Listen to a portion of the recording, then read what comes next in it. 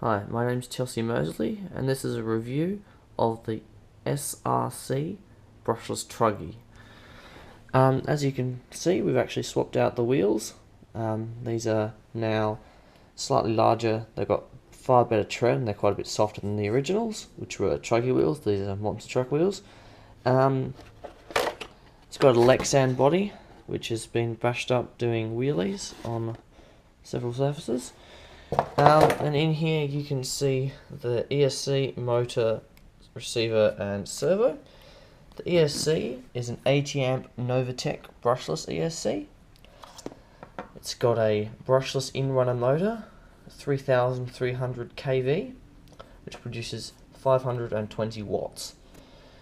The receiver is 2.4 GHz FlySky GT2, and it's got theoretically high torque digital steering servo. It's not the strongest servo, but it's got enough guts, and you can see that it's got a little spring servo saver there.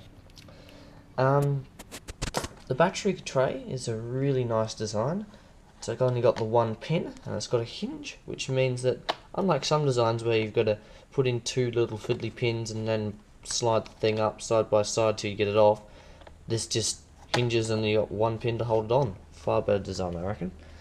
It actually came with a LiPo battery. This is a 3600 milliamp hour 30C discharge 2-cell, supposedly. Didn't actually have any sticker on it, so it's probably some rubbishy no-name brand, but after 25 or 30 discharge recharge cycles, it's still running well. Well, haven't noticed any drop in performance or anything, and it's got plenty of guts.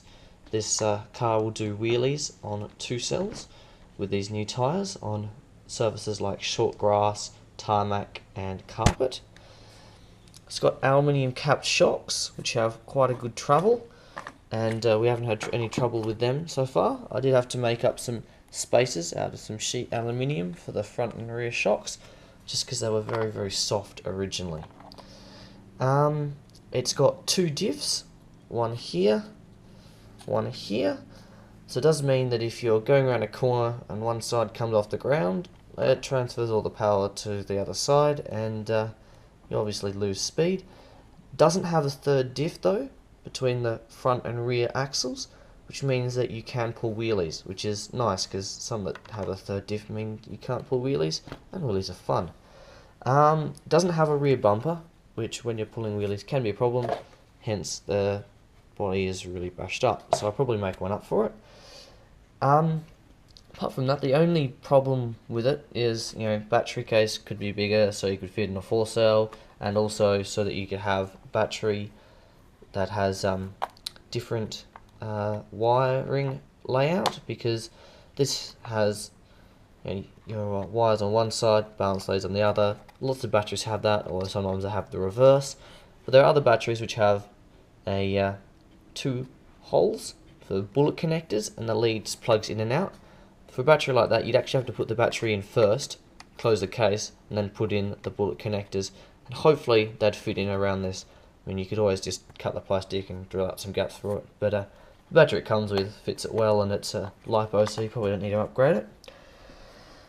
The dog bones do come out though, and so to solve that problem, well, not to solve it, but to improve our loss rate, or reduce our loss rate, we've painted these bright orange with nail polish so that we don't lose them when they come out. We also painted the rear ones, but they don't come out anyway because they don't bend. The front ones only come out when the wheels are at full lock. Nice little car. It's got a nice flexible bumper. It's 10th scale, and it really flies on 2-cell. The 80 amp ESC is capable of up to 4-cell power, and we'll probably be trying it out on a 3-cell battery that I've got sometime soon, and then maybe on 4 cells when we go and invest in some of those. But for the moment, it goes plenty fast enough, and I mean, you can do wheelers on 2 cells. Imagine what you'd be able to do on 4.